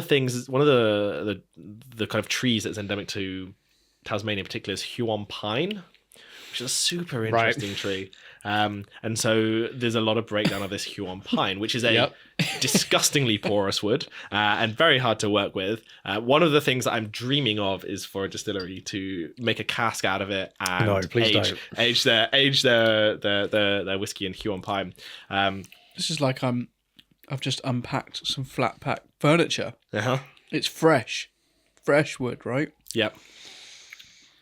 It's fresh, but it's a different fresh to what we kind of. It's very resinous. Lots of sappy. resin. Yeah. Sappy. It is sappy. Yeah, it's. This is proper urinal cakes. Yeah, you're not a fan. Yeah, urinal cakes. Yeah, I know exactly what you mean. It's a flavour. The thing is, it's definitely a flavour. The thing is, if I were to go ahead and WhatsApp Man and the team down in Tasmania and be like, we're getting flavors of urinal cakes on your Belgrove peated, And you'd be Christmas like, trees. yes, you're right. I'm going to add this to the fucking website. That's exactly what we're going for. So, Yeah. Christmas trees and. I've had it before, like all toilet, sorts. toilet duck or whatever you want to call it, right? With car air fresheners, maybe if you want to be polite. Little trees. Little trees, exactly. Yeah. We know you don't want to be polite, mate. Say it how it is. Go on, give it to He us. said urinal cakes already. Are they something- used or are they Toilet fresh? duck, Yeah, mate. yeah. You know, toilet duck is like that. You get it from pine and other interesting types of wood. Like you are really getting the flavor of that peat and the vegetation that has gone into it in the whiskey. yeah. It's interesting. It's different. I'm also getting this kind of cigarette ash on the back end a little bit, Yep. whereas the peat is kind of very earthy and kind of dirty on the front end. I'm getting this very soft hint of ashy smoke on the back end, but it's like something that's just been tamped out. Do you know what I mean? Anyone? No? Yeah, absolutely. It's forest floor. I'll Okay. There's a yeah. sweetness in there as well, Yeah. guys, right? There is like a nice little syrupy sweetness in there. It's not about syrup, mate. it's interesting. You said you got it's the rye. It's kind of like a. It's kind of honey, but it's honey, smoked honey. You know, I don't think I'd agree with that, but interesting you're getting it. you're entitled to your Yeah. opinion, mate. I'm not getting some of the usual rye notes when you said, "Oh yeah, it's obviously rye. It's not so spicy." And I think the front end of it is very rye. It's just the back end is engulfed by this strange, peaty, piney weirdness. And it is very... Sorry, I've said weird before to people and they go, don't say weird. Actually, funny enough, it was about Australian whiskies, wasn't it? It was about an Australian whiskey and I said, God, that's very odd. It's Who very was that weird. with? That was a girl. It's with a girl tasting whiskey, yeah. Nadia. Nadia, yeah. Nadia. If I remember correctly. I mean- and she took offense, and I didn't mean offense to it, and I don't mean offense now, Ryan. But it's weird in the sense of it's so different. It's so vastly different to what you'd get from Scotch or Irish whiskey. So it is weird, and I tell a story because I don't think Mar would mind me calling him a little bit odd because he's mad. He's absolutely mad, but he's also the most interesting, beautiful, wise wizard I've ever met. He started out life as doing chemistry. He basically wanted to be a chemistry professor, and then decided that actually the chemistry of whiskey was far more exciting. For sure. I learned an awful lot of things about particles inside a column still, which I won't try and remember after 6 drams. But it's one of those things where it is a little bit weird, and it's supposed to be. One of the whiskies that he let me try again out the back of this man's ute, out the back of his 4x4 in Hobart. It was the Belgrove Holy Shit, which was exactly as it sounds. It's the same process. It's 100% Tasmanian rye peated with Tasmanian peat, but using sheep manure that has been mixed with the peat. And then he gave me this other one, right, and it's called the Bogan Burnout, which is incredible. And I hope that we have some Australian labeling is brilliant. The labeling is smashing, and I hope that we've got some Australians listening because they don't know exactly what the fuck Bogan is and what I that know means. what Bogan is. Yeah, I know perfect. what Bogan is. How would you used to describe Bogan in like a UK context? Pick a For town. Irish people, they're like boggers. A hillbilly Yeah. Australian, just Yeah, it's like the deep south, like American deep south, but in Australia. I guess it's kind of like Scunthorpe. yeah. Kind of, yeah, I suppose so. We That's don't a have good- to worry. No bogans will be watching. No this. Bogans will be watching. I don't think they have Yeah. internet, but I might regret that later. But no, so the same process. But when they were smoking the rye, then they funneled that smoke directly into the wet barrel.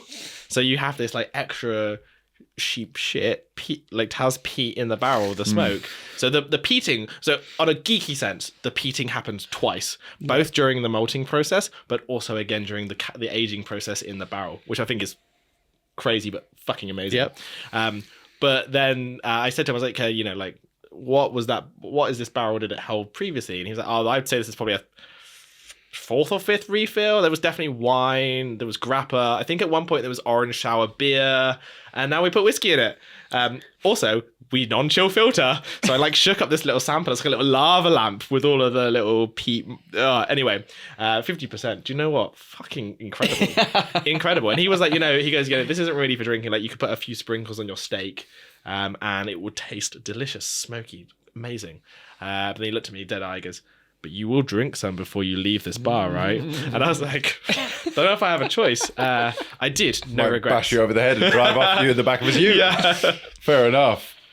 Different. What a journey you've brought us on here, Ryan. God, I mean, I think we will probably sit here for the rest of the evening chatting away, but fuck, what an interesting little lineup. I think what you've highlighted more than anything is there is a lot going on in Australia, and I can understand your passion. Previously we've talked to people about Australian whiskies, and don't get me wrong, like, yeah, look, there's an exciting thing here, there's something interesting there, but it's never really grabbed me. I think it really goes to show it's about setting and who is leading you through a whiskey tasting, particularly if you're not used to the sort of region or the style or whatever it may be. And I think you've done that really, really well. So, again, guys, Ryan has very kindly come out of the goodness of his heart. He shared some of his own whiskies. He's paid for all of these whiskies himself. Definitely check it out. There'll be a link in the description of the low. Pour and Patter. Yep, that's me. Pour and Patter. Check it out. You do tastings here in London? I do tastings all in the UK. Anyway. Whilst you're here in the UK, you're doing tastings. Yeah. Book him now whilst you can, because he's heading back over to Australia to loot up soon. But really, really interesting what you're doing here. And I can, your passion just comes through. It's wonderful to talk to you about all of this. Lads, I'm kind of ready for a bit of a roundup, unless anyone has any more questions or anything they want to... No, let's go. absolutely. Let's do it. Yeah. I was just going to say on the back of that is the accessibility, right? Yeah. Is the reason you don't get to drink all these is because obviously they're not all available here. So book in with Ryan and you'll actually get a bit of a fucking go. No, 100%. And this is it. And again, we're going to go through this now. We're going to give a buy, a don't buy, an oosh or a bin it. And obviously that's on a whole bottle. You can't get all of them here as whole bottles, so some of it is kind of erroneous anyway. But at the same time, you don't have to buy a whole bottle. Come along for a tasting. You get to pay for a range of different whiskies. You'll like some, you won't like others, but you'll get to figure out what you do and you don't like, and that will bring you along on your journey. And that's, at the end of the day, what whiskey's all about, Ryan, and why I really like you. I want to sit down with you again at some point soon. I'm really excited about what you're going to do. I think you're definitely going to achieve your goal of making an impact on the Australian whiskey scene. Thank you. Cool. All right. Well, look, without all of that going on too much, let's start at the beginning. I'm a little bit worried about price points on a couple of these. I didn't ask purposefully because I want to have an honest roundup. Yeah. Let's start with the Starward. You said that the Starward was how much? I think I probably paid around 130 Australian dollars. So give or take £70? Yeah, 65, 70. All right, £70 for the Starward. Ian, I'm coming to you first. And Ryan, I'm not going to ask you about any of these. I'm going to come back to you at the end and ask you what your favourite is and why. So think about that.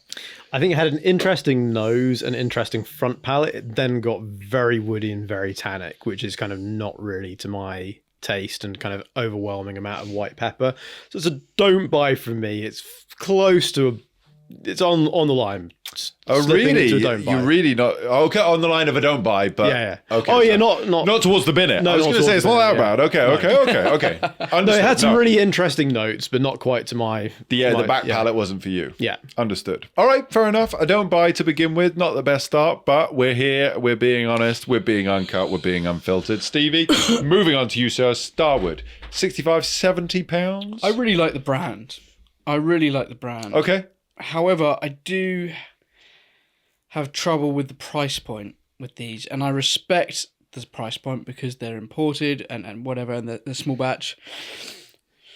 £70 is just a bit much for me for what I didn't get from it, if it makes sense. I agree with Ian. There was a bit too much pepper there. There was some flavour there. So I made some notes here. That's why I'm looking. I enjoyed it, but it wasn't just £70 for me. However, that's my Scotch buying brain thinking here. And I think we need to try and get into this. If you're living over there, this is kind of all you got on offer, apart from a few, maybe Dan Murphy's offering a few sales on the Scotch. But yeah, Starward is a pass for me at that price point. But thank you for bringing it, mate. Really appreciate it. I think it's interesting. I agree. I'm kind of on a line here. I think now that I've tried it, I would probably buy it. If I hadn't tried it, I probably wouldn't buy it. But I think it just sneaks over. In contrast to you, I like that kind of back palate. I know what you mean. It was kind of oaky. I wouldn't say it overly went that way. It was interesting. It was different. And I like seeing Chardonnay on a bottle. Yep. You know? So now that I've tried it and I know I kind of like it, it would be something that I would buy purely from the point of view of it's a point of interest and I want to share it with people. So it just sneaks in for me. I'm giving it a buy. Moving on, Archie Rose. Where were we at price point on that one? Around $120, so £60. £60 on the Archie Rose. Coming to you first, Ian. £60. I enjoyed the flavour of this one probably more than the Starward. I think there's an interesting kind of story with this one, with the wood and the way it's been put together. Not necessarily a strong one, but I think this one just about sneaks into the buy category for me. Okay, cool. Nice. For the price point, I'm with Ian on that. Yeah, it does. It was another one that I enjoyed. It was a bit different. And yeah, 60 quid. You know, if you're going to say, do I try something from a different country for 60 quid? I think that's accessible, right? Yep. So it's a buy. It's a buy. Sorry, mate. I was waiting. What did you want from me? I said it's accessible. No, I'm with you 100%. I like it. Good man. A buy. I'm more excited about this one. I love myself some lady fingers, you know. It's tiramisu is right up my street. And I think for £60 for an Australian whiskey, I appreciate where you're saying I'm coming at it from a Scotch buying brain. I'm very much looking at all of this from the point of view of this is, you know, Australian whiskey coming over here. Let's give that the respect it deserves. £60. I think the Archie Rose was fucking banging. Tiramisu, the red gum. That one was your tiramisu, wasn't it? No, The no, old Kempton. The Archie Rose. The Archie Rose. Was it? Oh, well, I've yeah. No. Archie Rose, I'm giving it a very strong buy. That's actually one of my favourites of the day. I really enjoyed that. It was delicious. It was delicious. I like it. That's a shout out to Sydney and New South Wales then. It's different. It's very different. I like the red gum, like you said. It was a different story. Yeah. It's interesting. Very, very different. It's cool. I like that. It's not something. It's not a daily sipper. Fuck me. It's not a daily sipper. But for £60, it's so well worth the money. I want to share that with lots of people. I'm excited about that. I am. Good. Very strong buy. The Kempton, the old Kempton. Old Kempton, I think around $160 at Salamanca Market, £80. £80. 500 mil. mil. 500 mil. So that's the single cask 20, but 500 mil. Oh yeah, you're right. That one was I've got my notes back on now. No, it's a don't buy from me. Yeah. Too bourbony, too expensive. The kind of tawny came through oddly. It just wasn't my palate at all. Okay. Don't buy from Ian. 80 quid. Old Kempton, sir. In and around. £80, 500 mil. I like this. I like this. like it It a reminded me, it had sort of old Forester vibes. I like bourbon, right? I'm getting into bourbon a bit more now. It was a bit weird. It was a bit wonderful. If it was 70 CL, it would be a buy. 50 CL. Then again, sorry, this is single cask as well, isn't it? It is single cask. Yeah, okay. But not cask strength. It gets a buy. It gets a strong buy then for it being single cask. Okay. What Interesting. Came out of nowhere. are we talking about? Interesting. Yeah, no, I was on a strong buy, you know. Fair enough. Yeah, okay. no, it was awesome. It was really awesome. It's got that bourbon-esque kind of vibe to it. So, you know. Right. For all And the I reasons would you're giving stick it in a it. strong buy, I'm giving it a strong don't. I'm verging towards the bin. And I'm sorry, Ryan, not to be rude. I really appreciate you bringing it. And this is the wonderful thing about somebody like yourself bringing along a bunch of whiskies, letting us try them all. Obviously, you can't have everything. You know, not everything's going to be for everyone. It was interesting, and I think that's what saves it from the bin. It's a don't buy from me. I think it's very strange, and that tawny cask was kind of like, it was having me go back to it and go, what's going on here?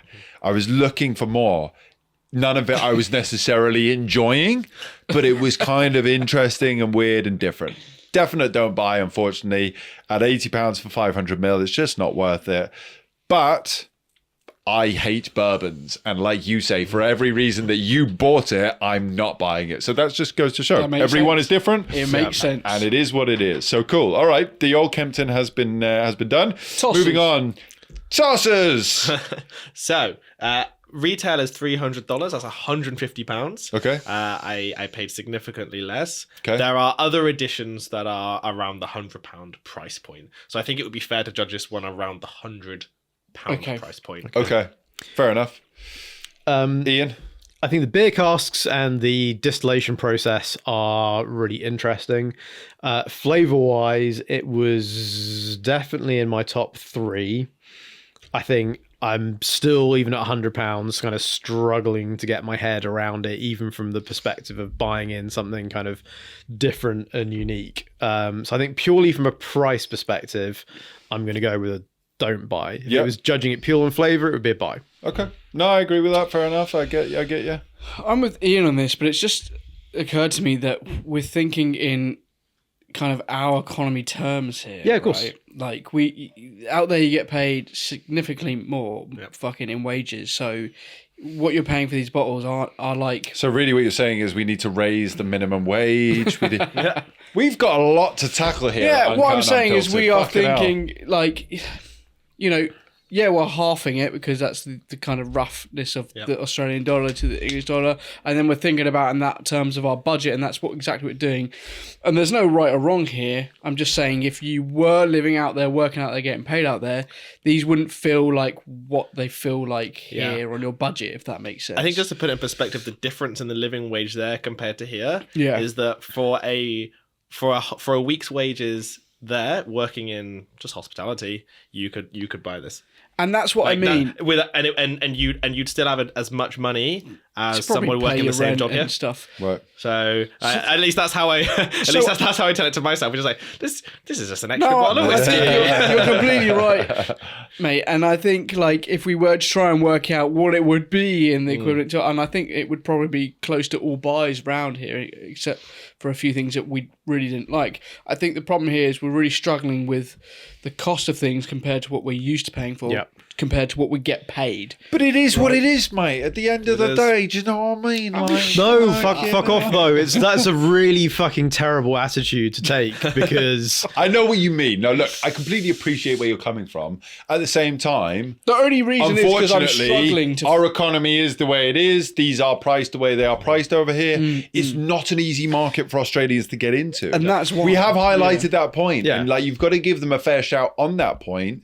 But at the same time, people who are listening at home, unless you're Jimmy Jazz out in Australia with all the money to spend, crack away, let us know how many of these you're fucking buying, my guy. Good for you. But lots of people are working on minimum wage, are not going to be able to afford these sorts of things, and are looking at Scottish, Irish, even American equivalents and thinking, fuck. So I am looking at it from that point of view. I'm taking everything into account. But they've got a very challenging hurdle to overcome. And there. if you're on an average UK wage, taking a punt on one of these, like, no offense, Ryan, because I've really enjoyed like trying these and experiencing the different flavors. Like, to a lot of people who are like mildly into whiskey, taking a punt on one of these would almost be insanity. Yeah. Flipping that though into kind of the what this is really useful for me in particular is kind of trying to understand, and what I've been trying to do is try and understand actually it's also taking a punt for them also on the UK market is sort of insanity too, because some of these things you're like, you know what, price point aside, the palate here is just not going to enjoy it. Right. And that's absolutely okay. But actually there is whiskey out there that the palate is going to enjoy, that it's gonna so what I tried to bring in some whiskies that would challenge the palate, but also some that feel safe, because those ones are going to be the ones that are going to have a lot more success saying, you know what, yeah, okay, we're slightly more expensive, however, try it, it's what you're used to but a little bit different. Whereas you come out something with left field and some whiskies out there, you're like, you know what, this just will not sell in the UK, because the palate, irrespective of how cheap you could make this, the palate's just not going to go for it. It's just not there. Right. And I think that's the great thing about Morris, because they've got a product which is a little bit different, but I think still suits probably the palate over here, and compared to some of these is at a reasonably accessible which we haven't price gotten to point. yet, but you're right. So going back to the tosses, you were finishing up there. So where are we at? Sorry, remind me the price. 100 150 quid. £100. £100. £100, right? Okay. It's a struggle. I enjoyed it. I like that it's single pot. I like the oatiness. I love the collab, right? Yep. The fucking punk band there. It ticks all the boxes for me, and it's enjoyable. It's just the price point, but that's thinking in, a British salary terms and what we're used to. I think if it was... So as the poor British person that you are, obviously I'm not paying Stevie enough money. Coming from the man that pays me. Fucking hell. Right, where are you at? Buy, don't buy? What are you thinking? I'm going to save my budget for later on. So it's a don't buy. It's a don't buy. Okay. At this stage, yeah. Look, I have to agree with you both. I think that the flavour is there. I think it's interesting. Is it £100 interesting? No, not quite. It's interesting that they've started off at £150 and obviously come down a notch. Based on what you've maybe hinted towards there, you haven't said it directly, so I won't put that on you. If anyone's listening, I'm saying that. But it sounds as though they maybe started at £150 or $300, and they've come out down to sort of $200, £100. So this one sold out at $300. And Okay. none of it left Tasmania, or at least Victoria. It's really interesting. So there you go. You are right. There is an element of different things going on the other side of the thing pond. about this particular whiskey is that the tosses had 168 bottles, I think, and that's it. It's gone. And every batch is around 150, 200. So some are cheaper, some are more expensive because it's so small batch, because it's so specific. The impact of barrels and costs and labor costs and Really make a difference. Really make the difference. Yeah. And that's why I said 100, because there are other bottles that have been a lot lower. Okay. But like I say, what really find this fascinating is that I myself would agree that I probably couldn't afford to fork out 100 quid for this. But what I do love is the story and kind of hearing this whole. There's legs to it, right? If it's just the price, if it was just affordability, then... And it's not much in it. I'd say at £80, I'm in.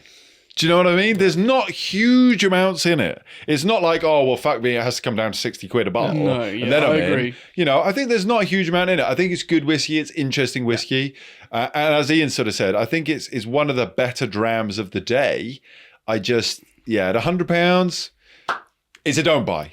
But anyway, let's move on to the Morris, because I'm excited about this one. Good. I think there's some more promising things. Where are we at price point? I was nervous as to ask this. I'm edge of my seat now. Tell us, Ryan, where are we at? 70 to 75 Pounds. Yeah. pounds. Hey, okay. Now we're in the money. Let's go. Ian. I've had a bottle of this. I like it. It's a buy. It's a strong buy. Okay.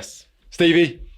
I'm going to give it an oosh. No. Well, give it something, mate. Yeah. Oosh. Love it. Yeah, look, it was full of flavour. It was sweet. It ticked all the boxes for me.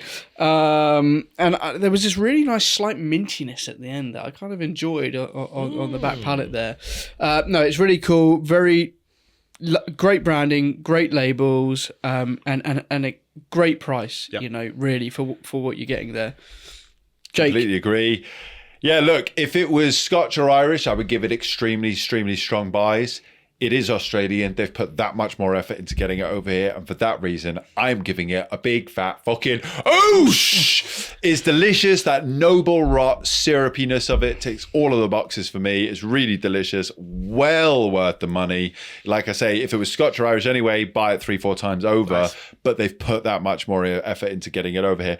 Can you get that sort of thing over here? Yes, you can. You can get it. You can get it. Come on! You can get it at the Whiskey Exchange. As of last Friday, you can get it at the Covent Garden store. Also, you can get it online. There are bars online. If you search that, you can get it. Well, we have 3 expressions: the signature and also the Tokay finish, the Australian Tokay version. Yeah, delicious. Okay. I will be looking at that. And if you're super nice to me, what I do have is the cellar door exclusive. So that's the distillery exclusive, 4% stronger, extra aging in the muscat, the 20-year-old muscat. Fucking amazing. And I think what I do have, which is hard to now come by, is the smoked muscat, which is the exact same process, but they level 4 char the inside of that muscat barrel. Sounds very caramelize all of those very things. Cool. Brings that dirty, smoky flavor. Stunning stuff. So we can have a dram of that later. Sweet as an art. All right, I'm excited about them. Very, very cool stuff. Belgrove. We've finished up Belgrave. Let's give it a roundup. Where are we at price point on this one, Ryan? Oh, actually, I struggle to remember because I was quite drunk when I bought it out of the back of this man's car. Okay, which sounds so dodgy, by the way. Yeah. Like. No, this is probably going to be around the 75 to 80 pounds price point, around $150. Is it a 50? This is 50 also CL. It is Also 50 CL. also Okay, 50 CL. okay. This is the strongest, also at 50% ABV. Right. Ian. It's the second Belgrove I've had. I kind of find it amazing what they're doing, and how the distillery has basically been made from like by hand by bits of rubbish. Yep. Unfortunately, neither of the two I've had have been to my personal taste. Right. So don't buy from me. Yeah. Just not. No. £80 for a 50 CL, fair enough. Hear you there. Do not buy from Ian. What are you saying? It was very interesting.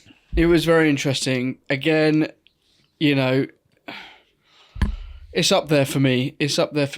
But you know what? I haven't bought much today here, so I'm just going to go for a buy because it was interesting. It's something really fucking weird and different to have. You got some pocket money. Yeah, Get I've got some something weird pocket money on your left. shelf. But you know what? I think it's great to have something like that to go, as well as the Morris and some of the others, is to go, have you tried this? Try this? Whoa, what's that? For sure. You know, that's not fucking Scotch I definitely or put Irish. this one in the lineup to be like, here's how weird it can get. Correct, exactly. And for the weirdness, I'd buy it. So yeah. Good. Well, at least you're spending some of your money. People at home will think I don't pay you enough. Fucking hell. All right, cool. So it's a buy from Stevie. I'm going to just land on the side of the fence with Ian here. It's close for me. I think I would be looking at buying it from the point of view of this is weird, this is wonderful, I've got to share it with you. The fact that it's a 50 centilitre bottle is what doesn't quite do it for me. £80, 50 centilitres. I'm not quite as excited about that. Unfortunately, it's just going to slip into the don't buy. But again, I just want to highlight what's great about this sort of thing here is we've gone through 6 whiskies, and these are sorts of whiskies that you would highlight on a tasting that you would host, right, Ryan? Yeah, absolutely. Yeah, any of my Australian tastings, they're going to have these in the lineup. I've got others. I've got slightly weirder things. I've got slightly more tame things. Yeah, there's so much choice. So much choice out there. Fantastic. And that's, I think, what's so great about a day like today, about a tasting with Ryan, is come along, get involved, find out what you like, find out what you don't like. As with all whiskies, there's going to be things that aren't for everyone, and there are going to be things that really turn you on. And I think that being able to tour through a region like Australia, where you've got distillery exclusive things that are never going to make it to this side of the pond, and you can access them all in one wonderful evening with a wealth of information. I mean, you really know your stuff, my guy. And I'm very excited to watch you grow and build out your company and continue going. I think you will be riding that wave of whiskey back very, very shortly. I think it's a great thing to do. So thank you so much for joining us. Once again, there is a link in the description. Pour and Patter. You've got Instagram, YouTube. Where can people find you other than on your website? So yeah, Instagram definitely is a place to find me. You can contact me on there. My email will be there also. I can give you that. Public, private tastings, whatever you need. I don't keep whiskey. That's not the whole point of whiskey. That's not what we're here for. For sure. So if you've got any questions about anything, like just send me a DM.